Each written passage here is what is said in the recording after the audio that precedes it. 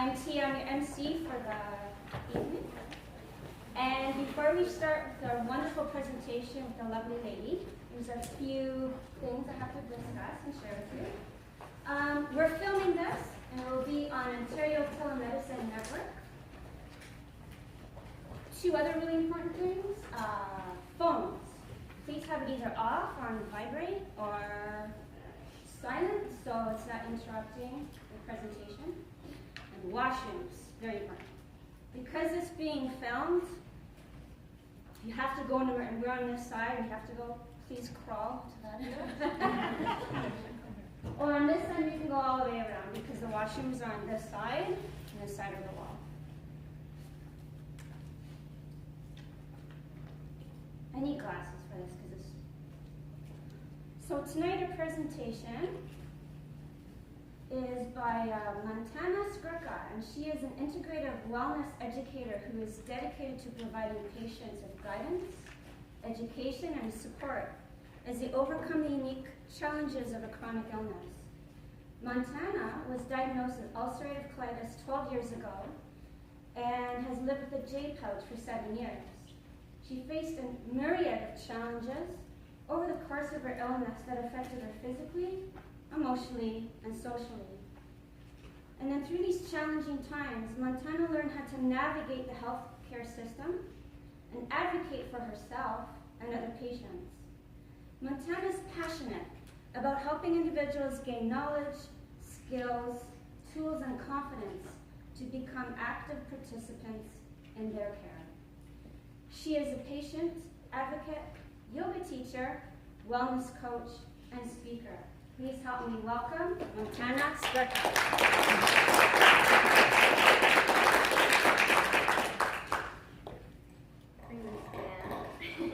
Hi everybody, thank you so much for coming. I really appreciate it. I know how hard it can be to come out, not only to get yourself out on a Monday evening in the rain, but also just kind of mentally to overcome that hurdle of acknowledging that maybe you need support. I know that when I was diagnosed, I never came to these things. I wanted to, but I also didn't want to admit or face the fact that I needed support. I think that's part of this illness, is like this shame and this fear and this isolation that sometimes the illness does to us and sometimes we do to ourselves because of the symptoms and because of the embarrassment. So whether or not that's your case, I really appreciate you being here, and it's pretty emotional for me. So I just want to say that if you want to ask questions, I really want this presentation to serve you and be worth your time and answer your questions and your concerns. So I could talk about this topic forever. Just feel free to ask questions at any time. So who am I? Thank you so much for the introduction. I've always had a really complicated relationship with labels. So I'm all of these things, and they'll inform my talk tonight. As a patient, first and foremost, which in itself, comes from this word that means passive. And so it's like, how do we get out of that passive role that patient kind of puts us in? And then I do all these different things in the community, and ultimately I kind of had to create my own label because I didn't really feel like any of them fit me. And throughout all of these things that I'm doing, really what I'm trying to do is get people to really connect with their own sense of agency, their own inner resilience, and their own wisdom, because we all carry this power, this wisdom within ourselves, and oftentimes we can disconnect from it. This disease can disconnect us from our own bodies, from our own power, being within a system that doesn't always feel like it is serving us how we would like it to. So how do people in various walks of life, facing various challenges, really connect to their inner being? Kind of what I'm trying to do, and obviously trying to do for myself as well.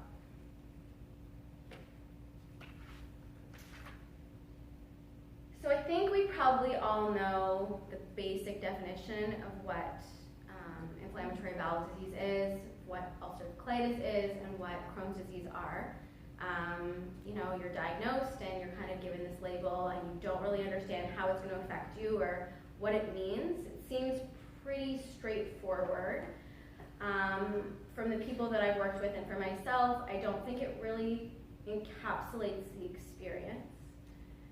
Each of us have such different experiences with this disease, whether we are patients or caregivers or just family members or supporters. But it's quite difficult, I think, for a definition to really capture how much this disease can impact every aspect of your life. The definition is really based on physical symptoms, physical manifestations of this disease, and maybe some people just experience that, but I know that wasn't the case for me. So this is a bit of the added things that I faced when I was diagnosed at 17.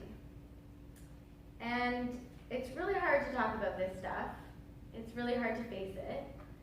And I didn't for a really long time. Like I said, I never came to education events. I never came to peer support events as much as I wanted to. But as Brene Brown says, shame derives its power from being unspeakable. So I kind of got to a point, really probably took me 10 years, where I decided that there was no longer any way for me to be silent about my experience. And I had to start speaking. And I feel like from the moment of diagnosis, well, even before the diagnosis, from the moment of experiencing symptoms, not knowing what was going on, a month-long struggle, to the moment of diagnosis, with every hospitalization, every flare-up, every day being terrified if this thing was going to come back, every moment, where you're in pain on the bathroom floor, every surgery, every time you try to explain it to someone and they don't know what you're talking about, they say that they have IBS and it's the same thing. Every doctor who maybe doesn't provide you with the amount of compassion or understanding that you expect. Every moment you're talking to a secretary and they can't schedule you in. All of these incremental moments contribute to this, self-perpetuating cycle downwards. This feeling of isolation, of shame. There's a lot of denial, a lot of confusion, at least for me. And so to me, that's part of the definition. I really have a hard time separating physical illness and mental illness. I have a really hard time separating the mind from the body, and I think our healthcare system does a really poor job of explaining that, understanding that, acknowledging that, and I think it's important for this information to be shared and for us to really start to think about the fact that our mind and body are not separate. And that, of course, a physical illness, of course this diagnosis is going to impact you on so many levels.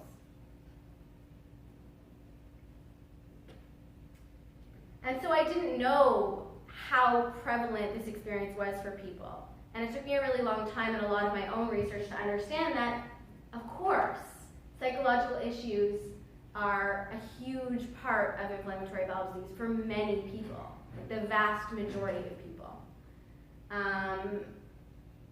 That once it develops, the unpredictability of it, not knowing when it's going to come back, the uncertainty that it provides, we just have no idea the course of this disease. The lack of treatment options, the pain, the chronic course of it, there is no cure. Trying to explain to people what it feels like to be diagnosed with something where there is no cure is very hard to articulate. And it's an invisible illness, so people don't always see it, which adds to it. People are like, oh, you seem healthy. And then, all of these lovely lost control of bowels, the amount of shame and embarrassment that comes with that, with having accidents in public, with being terrified of leaving your house because you don't know where the washrooms are going to be, the amount of fatigue that you experience that just drags you down, the issues of body image that are related to the bowels, to maybe having an ostomy, to bloating, just all the symptoms. The sexual complications that can arise, the social isolation, both because of the physical symptoms and because of the emotional and mental impact. And then this concern about not reaching your full potential. You're slapped on with an illness. Oftentimes it's at adolescence, it's getting younger and younger. People are being diagnosed at a more frequent pace and also at a younger age. And what does that mean for what you thought your life would be? So these can often perpetuate a feeling of loss of self-worth and stigmatization. And the thing with stigma is other people stigmatize us, but we can also stigmatize ourselves. And that's really where it gets quite difficult. Because when we stigmatize ourselves, then we see the stigma everywhere. And we feel more passive, more scared, more isolated from everyone around us.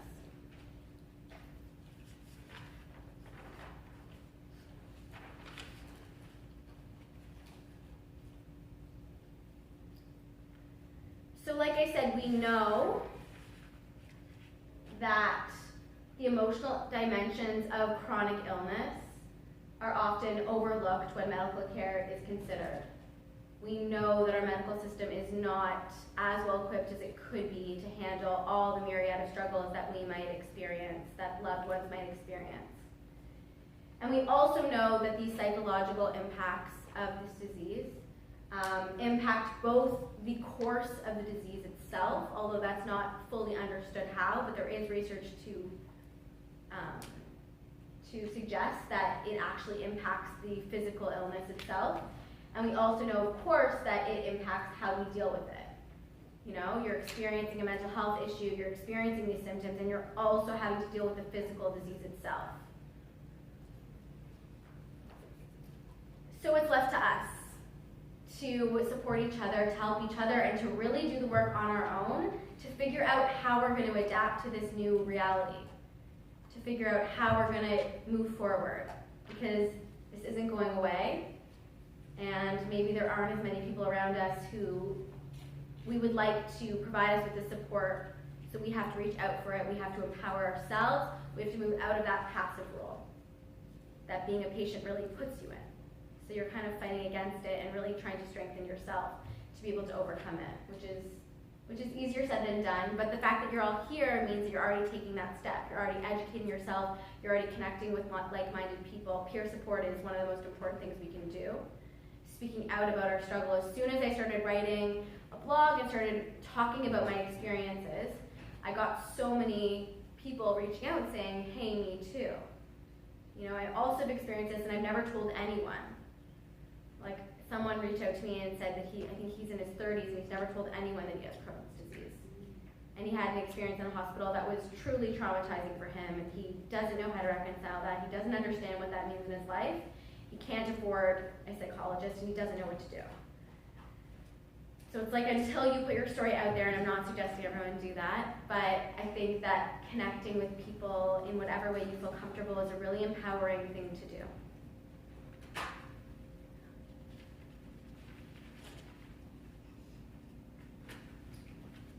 So we're talking today about resilience and about self-advocacy. So what is resilience?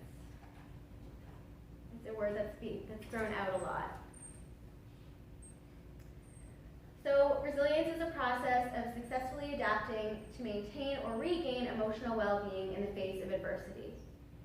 And when you're diagnosed with an illness, the chronic illness, it's adversity. It's a lot to overcome. And, you know, I think that the first step is to say it makes sense if you are struggling.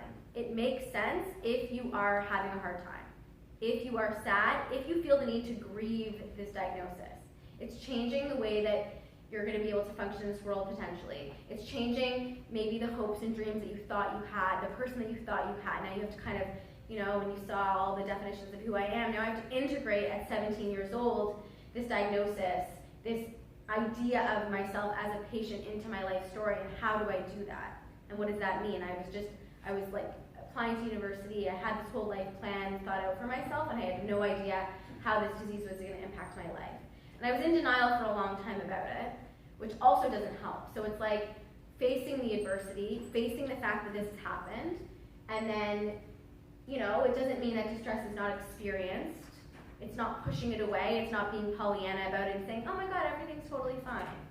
It's about acknowledging that we're going through this really difficult thing, and then being able to adapt and to come out the other side through our thoughts, through our behaviors, and kind of optimize positive outcomes.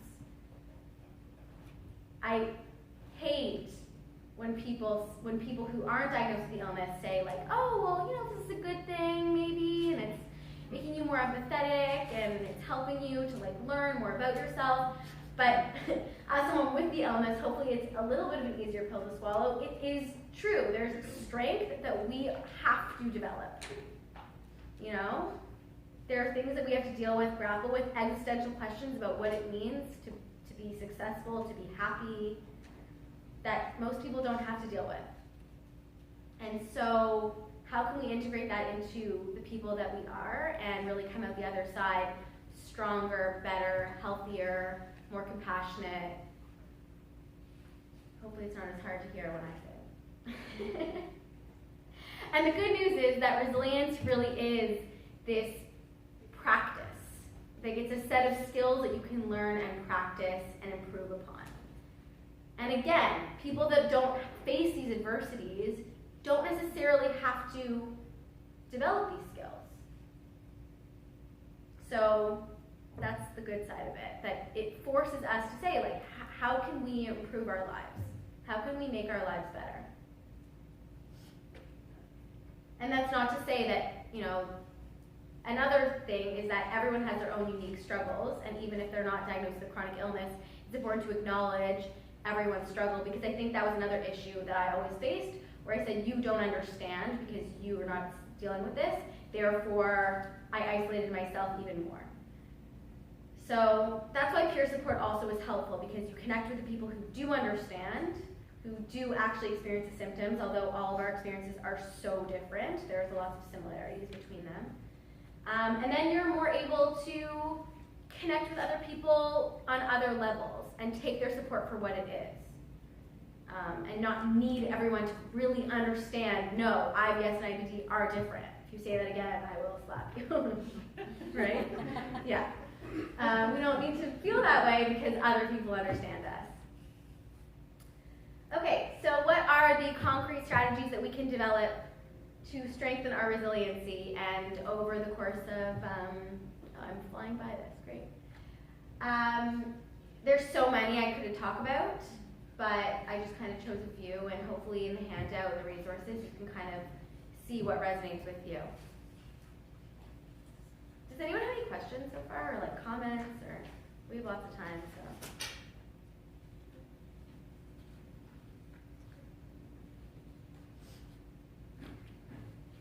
I'd love to hear your thoughts too, just if you have something to say. Okay, so the first thing I want to talk about is acceptance and self-compassion. So like I said, it's important to accept that this has happened, that we've gotten this diagnosis, that this is part of our life. When we push against that reality, it doesn't help. And we have to go through sort of a grieving process, and I think it looks different for everyone, but it's important to go through that. And then you can move on to this self-compassion piece, because like I said, we can stigmatize ourselves with this illness. We can really start to, I know for me, I had a lot of feelings that my body was against me, that I was against myself, that I caused myself this illness, that it was my fault. And self-compassion is really about treating yourself like you would a friend. You know, it sounds simple, but it's not necessarily so simple in practice. It's being kind to yourself. Allowing yourself to get better, to heal, to take time off, to not be running around trying to, you know, fulfill all the obligations you think you have to fulfill. Because you're trying to push down the fact that this is part of your reality, that you are tired, that you are not feeling well. Trying to convince yourself or other people that everything's okay. So it really entails being warm and understanding towards ourselves when we suffer, rather than ignoring our pain or really, you know, going into this self-critical cycle. And Kristen Neff is an academic who does lots of incredible work with regards to self-compassion. So I definitely recommend looking her up. It's in the resources for you. So it's about really allowing ourselves to accept our limitations, understanding that our limitations, what we can do, how we feel is going to change day to day, week to week, month to month. But just really gaining acceptance of what's actually going on with ourselves. And then reconciling, again, that life that you wanted, maybe you had certain expectations or hopes or dreams that are going to have to change now. And it's not necessarily for the worse, it's just different. And the truth is, nobody knows what's going to happen in their lives. So how can we incorporate this illness into our understanding of ourselves and really integrate it into a new understanding of who we are? Because that's really important in terms of trauma, in terms of coming to terms with illness or any tragedy that befalls us, is how do we now take that and integrate this experience, this story into our lives in a way that allows us to feel agency and power, and not like we're, like Nora Ephron said, above all, be the heroine of your life, not the victim.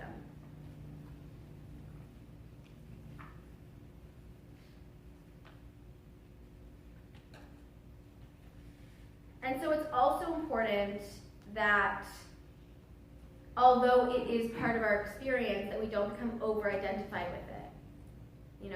This is part of our life, this is part of our day, but it's not our full identity. It doesn't define us. So we accept it and we understand it and we come to terms with it, and we also understand all the other ways, that we can express ourselves and be a human being in this world with full capacity.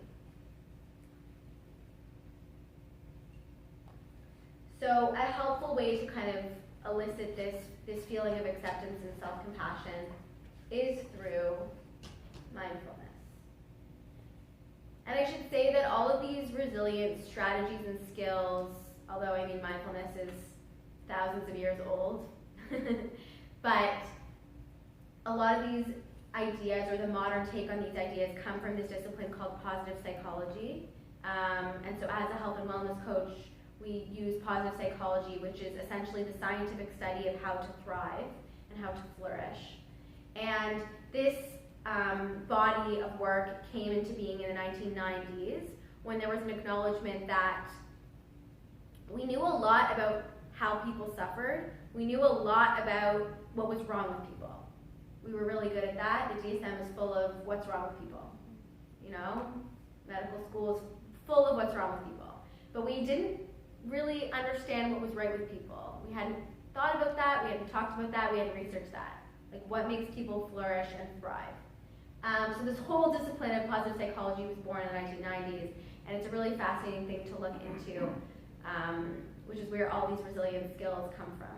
And it's this idea that rather than seeing ourselves from this deficit model, which is what our medical system is, you come and you get a diagnosis and you're now less than you were before, trying to reach for this normal that doesn't really exist anyway.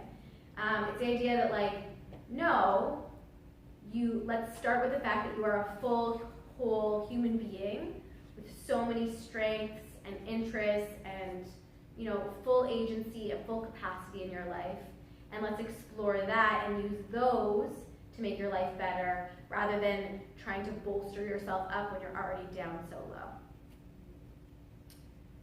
So mindfulness, what is mindfulness? Mindfulness is essentially a practice of paying attention in a particular way. This definition comes from John Kabat-Zinn, who was kind of the father of this modern sort of scientific way of understanding mindfulness. He is a doctor, and he came from, I can't remember, somewhere in the States, where essentially there were patients that were in the hospital, incredibly stressed, in a lot of pain, and the doctors said, we don't know what to do with these patients. Like, John, take them, do your weird mindfulness stuff with them. Sure, we don't know what to do with these patients. And he developed this course, this mindfulness course, and the improvements that were recorded were phenomenal. So, mindfulness has infiltrated a lot of, I feel like it's in a lot of discourse right now, which is wonderful. It's pretty simple. It's just paying attention in a particular way on purpose. We're doing it purposefully. We're trying to focus on the present moment and what's happening right now for us. And we're doing it non-judgmentally. So people will say, I can't meditate because my mind is going all over the place. All of our minds are going all over the place. It's the same thing when people say, I can't do yoga because I'm not flexible. It's like, that's why you should be doing yoga. And that's why you should be meditating, because all of our minds are all over the place all the time. And so this is like a muscle that we're strengthening. Exactly like how you go to the gym and you strengthen a muscle, and it takes a long time to develop that muscle. It's the same thing with meditation and with mindfulness. And so the benefits of mindfulness include improved physical and mental well-being, an increased capacity for resiliency, an increased ability to manage stress, etc., etc. And it's really useful in those times when you're really ill, when you're maybe in a doctor's office and you feel really stressed. But if you practice it at times when you feel a little bit less stressed, it can help you develop that muscle. So in the times when you really need it, it's there for you. And you might feel the trickle-down effects of this practice even when you aren't consciously cultivating it. So with that being said, let's practice it. So if everyone could close their eyes and adopt a erect posture, place both of your feet on the floor, maybe roll your shoulders back a few times, roll your neck, just get comfortable. Maybe placing your hands on your lap if that serves you. And we're going to begin by just becoming conscious of what is going on in our bodies, in our minds. Maybe there's a lot of thoughts that are circulating from what I've said. Maybe it's bringing up some of your own memories or ideas. Or maybe not. We're starting by just taking note of your experiences, of all the thoughts circulating through your head, of the feelings, what emotions are coming up for you right now.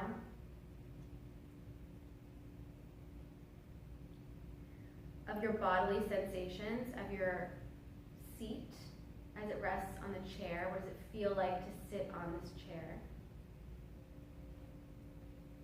Maybe you can feel the back side of your body on the back of the chair.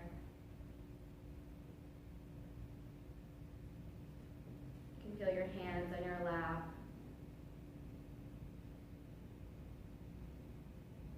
Maybe feeling your shoulders drop.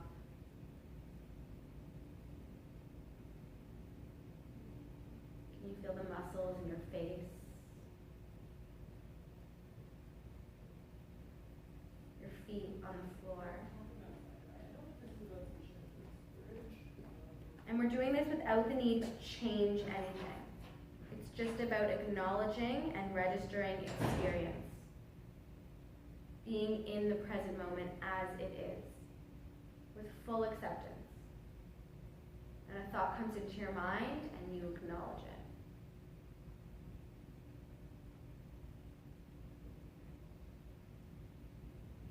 And so thinking of this practice as this hourglass, this big expansive experience that I've suggested you drop into. This is the beginning of the hourglass, that wide broadening of what is going on in your mind with your thoughts and with your feelings and with the bodily sensations. And then we're going to go to that narrow part of the hourglass, gently redirecting your full attention to your breath. So can you feel the air going through your nostrils? What does it feel like to breathe? And can you feel maybe the air, inhale, allow your chest to expand?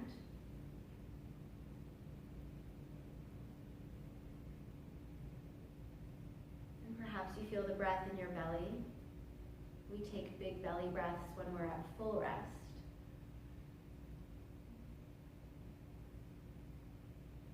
wherever you notice the breath most, just taking some time to focus on what it feels like to breathe. A simple act that usually goes on without us paying much attention to it. This tool that we have that allows us to drop into the present moment at any time.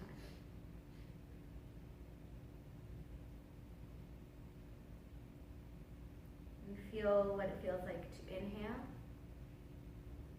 and what it feels like to exhale.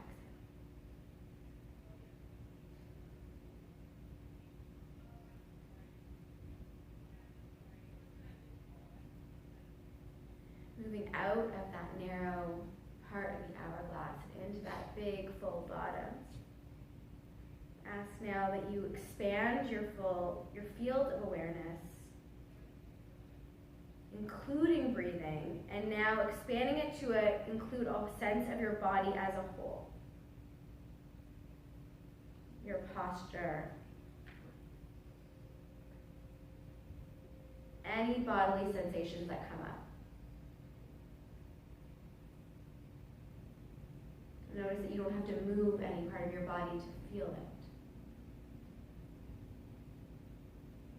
And each of us are going to feel different bodily sensations come up. We're going to feel more sensation in certain parts than others.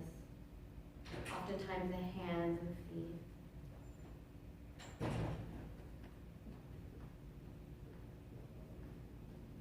And you can expand your awareness to the sounds in the room. There's no wrong way to do this. Just accepting whatever comes up with a spirit of non-judgment.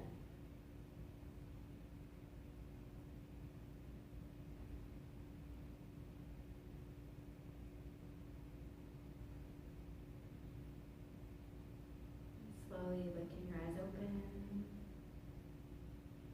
And good job, everybody. Yeah, so that's called a 3-minute breathing space. I didn't quite time it out to 3 minutes, but that was developed